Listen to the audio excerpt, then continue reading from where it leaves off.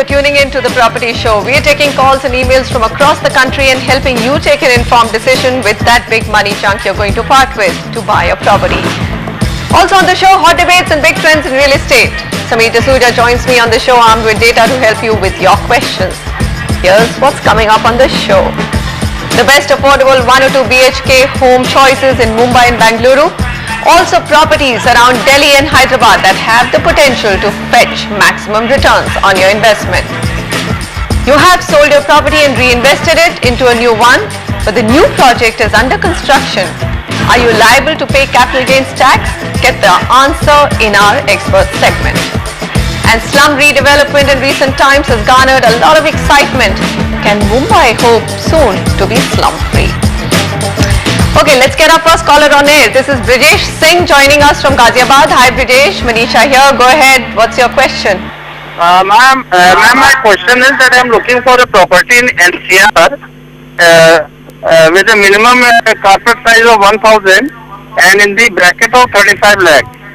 But I had zeroed down on Rajnagar extension area as well as that one way property which has come up on NH24 in front of Columbia. So I wanted to know whether these two properties are good, taking into consideration long-term perspective. Alright, so budget is 25 lakhs, wants to make a reasonably good amount of money, spelled out his goals very clearly, and one of the projects that he's looking at, I don't know, I've been reading a lot of newspaper reports which aren't very positive about the developers or the promoters of Wave City. Yeah, actually Wave City is also an isolated location. It's quite far off even from Crossings Republic. It's a big township, 1,650 acres, and it's going to take decades for the actual development to completely be developed over there. I would really go for Rajnagar extension and Rajnagar area and recommend that. It's going to be branded as a green area. Ghaziabad Development Authority is basically putting together a plan to declare 500 acres over there as a complete green zone. There are some other infrastructure initiatives also planned over there. From a long-term perspective, I think Rajnagar should do well. It's an affordable destination today, and if you look at some of the key data points that we have, 34 odd projects, 16,000 units in and around Rajnagar and Kavinagar and NH24 area. Inventory overhang is okay, it's about 15 odd months, but the weighted average price 2,276 rupees a square feet is very reasonable for NCR region, although it's a little ahead of main Ghaziabad areas. The appreciation trends also 15% over the last 2.5 years because of some more supply. That's annualized about 4.5 to 5%. That's not like much at all. Fixed deposit return because there was a lot of supply in Indrapuram and main Ghaziabad area that had to get absorbed first. This is just clearly emerging as a destination now, and there are some developers that have come in of repute as well, but those projects are beyond the budget. So that's why the recommendations that we have are some in and around Rajnagar extension and some on the NH24 bypass. There is Ansal Housing. The price is 2,400 rupees a square feet. The project is called Tanushri. This is, you can get about 1,291 square feet directly from the developer. The good part is there is no execution risk. The project is getting completed in 2012. Okay. There is Grand Savannah by KDP Infrastructure. Again, the project is up and ready. 2,250 rupees a square feet is the price. There are about 1,000 odd units over here. You can pick this up directly from the developer. And lastly, Mahagunpuram 2 by Mahagun on NH24 bypass. Price is 2,500 rupees a square feet. Large number of units, 1,600, but getting ready in 2014, available from the developer. So my recommendation will be the first two projects because there's no execution risk. There's no execution risk, and despite the fact that they're going to get ready in 2012, they're still available from the developer because that market has been very slow in the last 2 years. Okay, so here are the recommendations, Brijesh. 25 lakhs is your budget, and these are the recommendations. Tanushri by Ansal Housing, Grand Savannah by KDP Infrastructure. These are the two that Sameer prefers because they will get delivered in 2012, maximum 2013, and there's Mahaguna 2 by Mahagun Developers. Okay, next we've got this email from Riaz Madgaonwala. He says, can you please suggest a good property at Navi Mumbai, and my budget is around 18 to 20 lakhs. And if the project is under construction, then I can stretch on my budget to another 5 lakh rupees. Very tiny budget, you would say. But I know your teams come out with options even within that budget, Sameer. Yes, we always try and see where we can find the right areas to fit the budget in with the requirement. We've come up with two areas in Navi Mumbai, Panvel and Ulve. Both the destinations are very promising. There's a lot of infrastructure initiatives that are planned, especially in Ulve right now and so in Panvel, but that's why that's keeping the area going. Although Ulve does not have too many reputed developers, so it's slightly cheaper compared to Panvel, whereas Panvel has got a lot more reputed developers like Hirandani that have come in and made the area a little bit more branded, I would say. But Ulve, having said that, has got good infrastructure initiatives being planned. There's the proposed Ulve-Suri Trans Harbour link. I know it's going to take years and years. This is a very long-term investment, but it's a start, and somewhere we will see something coming up. There is proximity to the international airport that is planned over there. It's close to Belapur, which is the CBD of Navi Mumbai. Panvel has other infrastructure initiatives planned, like the $10 billion investment in the various industrial townships that are coming up over there. So we've shortlisted these two areas, and coming to the data points, Panvel has a lot more supply, 49 projects compared to Ulve's 35, 15,000 units, so much larger projects in Panvel compared to Ulve's 4,297. If you look at the inventory overhang, Panvel is much higher because a lot of reputed developers are basically having a large number of townships over there. So 19 months compared to 10 months in Ulve. Weighted average price is roughly the same, 4,320 for Panvel and 4,300 for Ulve. Appreciation trends also looking similar, although Ulve is slightly higher because of lesser inventory overhang. 21 months appreciation in Ulve and 18% in Panvel. The project recommendations are Sai Shushti by Platinum Group in Sector 9 Ulve. Price is 3,800 rupees a square feet. This is getting ready in 2013. The construction is up and running. If you can take up your budget a little higher, then we have Sai Sapphire by Paradise Group. This is about 4,700 rupees a square feet, getting ready in 2013, and you can pick this up directly from the developer. And lastly, one project in Panvel by Marathon Realty called Next Zone. This is 4,350 rupees a square feet. Total units are quite large, 1,000 odd units, getting ready in 2014, so long way to go. Available directly from the developer.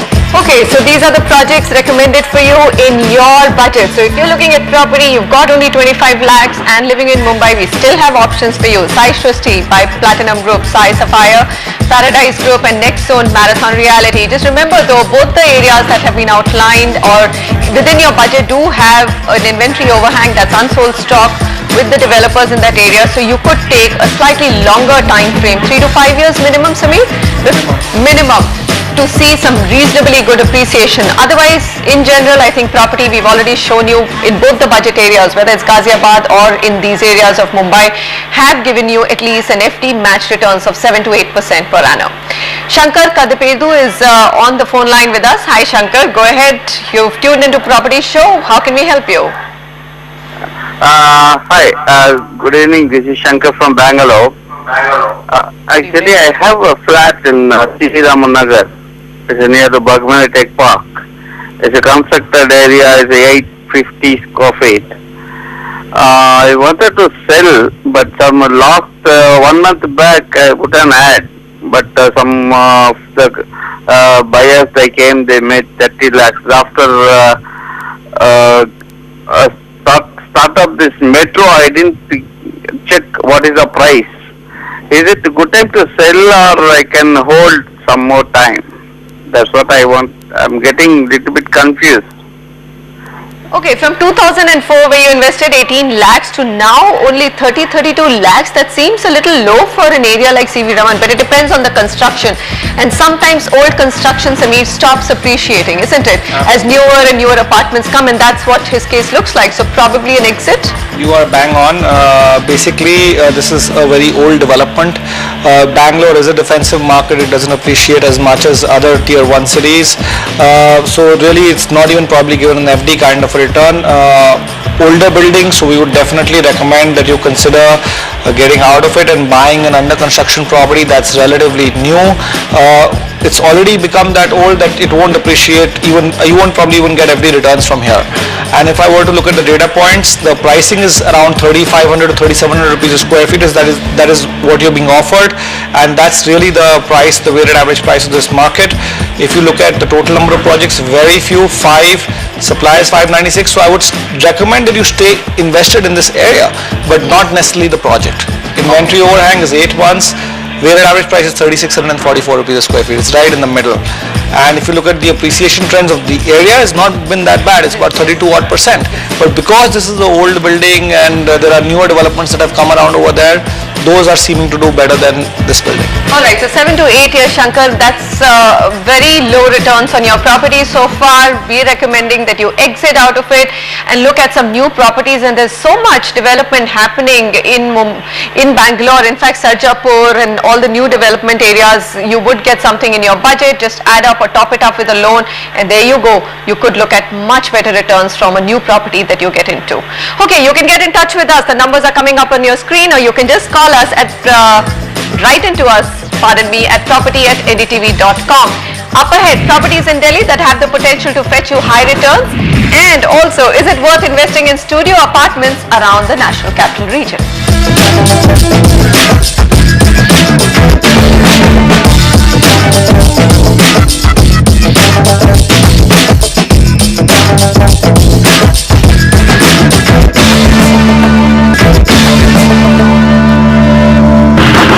Here with the Property Show. No longer do all of us yearn for a large, spacious home. In fact, the 20-somethings who are ready to buy a home love the thought of New York-style small but smart apartments.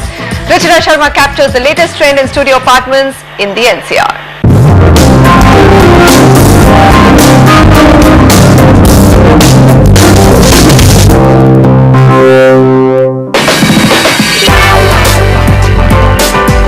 Luxury car costs about 15 lakh rupees, so the prospect of owning a property at the same price is very lucrative. So moreover, spacious penthouses and golf apartments. Studio apartments are the new age trend. Studio apartments are compact, well-furnished units and are built around an area of about 300 square feet to 800 square feet. After Mumbai and Mangalore, the Noida Expressway has been witnessing a rise in the demand for studio apartments. This stretch is grabbing attention of developers and buyers alike, in view of expansion of the proposed IT companies. Of late, more and more developers are jumping onto the bandwagon of studio apartments. After all, it is the perfect way to generate quick cash flows and create a fast-moving inventory. And research shows that this particular product offering has a great market with non-resident Indians and young professionals. In fact, the entire segment of studio apartments is pegged at a whopping 1,500 crore rupees and is estimated to grow at the rate of 15 to 20% per annum. Domain experts feel that studio apartment is an appreciating asset and can be expected to give an annual return of 9 to 12% in a 2 to 5 year window. I think in 5 years time you'd probably expect a studio apartment to double. So it should be ahead of the property market. I think the property market will probably give you an average return of about 10% per annum over the next 5 years. So the studio apartment should probably give you return in the region of 14%, which is roughly doubling in 5 years. In a time when interest rates are high and buyers do not want to dig very deep into their pockets, a studio apartment is the perfect investment option. With a starting price of 10 lakh rupees, these units can go up to 70 lakh rupees for super luxurious ones. Due to government restrictions in Noida related to the number of apartment units per hectare, only big realty companies can enter the studio apartment segment. Supertech Limited and Amrapali are some of the developers exploring this region. Supertech's North Eye, which is going to be the tallest residential building of North India with 60 floors, located at Sector 74 of Noida, offers luxurious 1 BHK studio apartments of 520 square feet at 29 lakh rupees. Amrapali Hanging Gardens at Sector 107 Noida also offers studio apartments of 565 square feet at 24 lakh rupees. The response is tremendous because the studio apartment has got quite a different feature altogether in this time. And we have got a very good response because the project is strategically located and we are providing all features which a good hotel can give. These days, the mantra is less is more, and studio apartments definitely offer a win-win situation for one and all. Alright, we've got Ahmed Ansari. He's got a question on a property that he's bought and he wants your view, Samir. Okay, Ahmed, go ahead. What's the property you own? And I believe you own one in Delhi. Hello. Yes, go ahead, Ahmed. What's your question?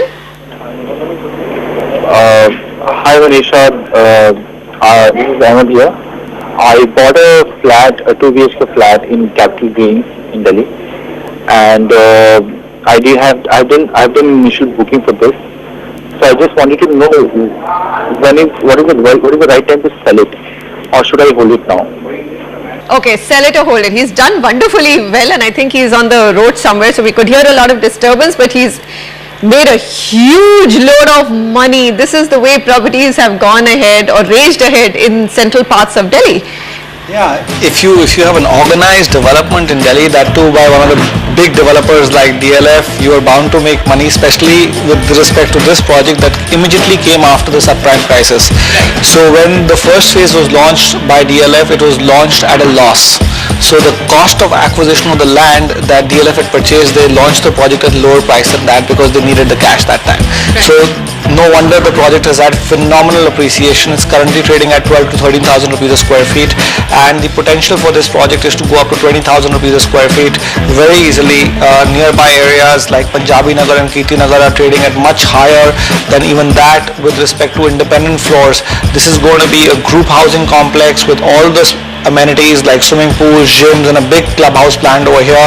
Also, there is a 100-acre green of DDA that is over there, so you very rarely do you get a organized group housing complex by a reputed developer, and that too surrounded by green. So I think the potential of this project is still there. You should hold on, look for further appreciation. If you look at the key data points of Delhi, hardly any development happening over there, only 8 odd projects, inventory overhang of 12 months, which is very safe. If you look at the weighted average price, and resale price of this project is about 11,000 to 12,000 rupees a square feet, and that's the weighted average price of the market. Appreciation has been about 89% over the last 2.5-3 years. This project is a bit delayed, but you will still definitely see a possession in 2013, 2014. So construction is actually in full swing, and DLF will be paying penalties also for the delay, so I don't think you have much to worry about here. So hold on, this is going to see much more appreciation. I think where he's coming from is that if I've seen 90% appreciation in 2 years, 2.5 years, then should I not be booking out of it? You're saying there's a lot more steam left. He could look at another 20% per annum returns? Easily. Once this project is ready, I think that this will be trading anywhere between 90 to 20,000 rupees a square feet.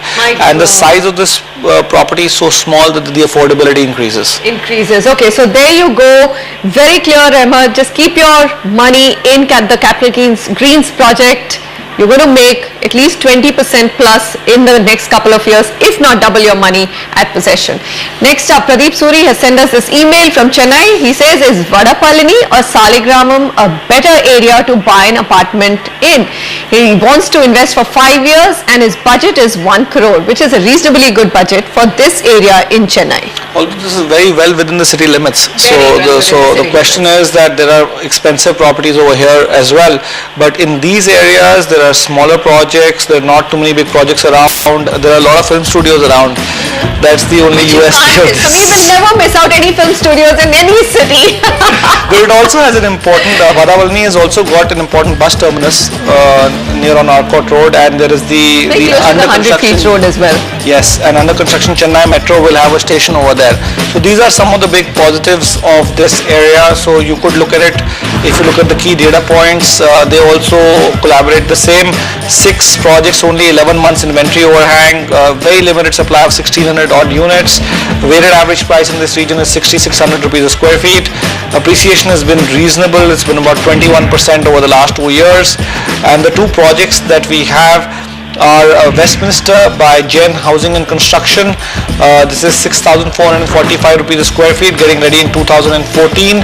And then there's Tivoli Gardens by Krishna Constructions on Arunachalam Road in Saligramam. 7,500 rupees a square feet is the price. 1130 square feet is the average size, but this is getting ready right away, 2012, and you can pick this up directly from the developer also. Okay, so here are the projects that you can look at in the area. There's Westminster by Jain Housing and Constructions and Tivoli Gardens, Krishna Constructions, all in your budget of 1 crore. And between Saligramam and Vadapalli, which do you think? Vadapalli is a better bet. That's very clearly established here. All right. Here are some jargon busters for you to also keep a note of when you're dealing in real estate. We're going to bring these to you every week, and today we're going to look at some which start with C, common area maintenance. This is something that comes up to deal with on a daily basis. This includes hallways, pathways and utilities. Common area maintenance fees are accumulation by the society if you're living in a large society, or landlords from the tenants to cover the maintenance, property tax and insurance in case of triple net lease. Okay, what's gross lease? Now this is an interesting concept. A lease where the tenant only pays the rent and the landlord pays the taxes, insurance and maintenance. Doesn't happen very often in residential, but does happen in commercial areas. This is a lot to do with commercial property that you own. Then there's gross leasable area, GLA. The gross leasable area or the total rentable area is the area which can be rented out for rental income. It doesn't include spaces for elevators and utility rooms. We're going to come back in a jiffy, and when we come back, what do we have for you? You've sold your property and reinvested it into a new one, but the new project is under construction. Are you liable to pay capital gains tax? Our expert will answer that.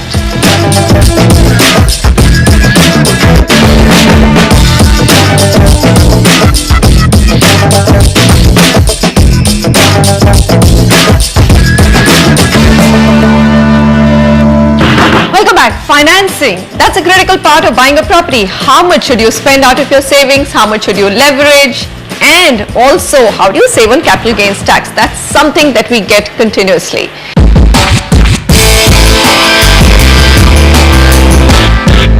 On the show today, we've got Nandita Choksi, partner Choksi Group, to answer all your questions.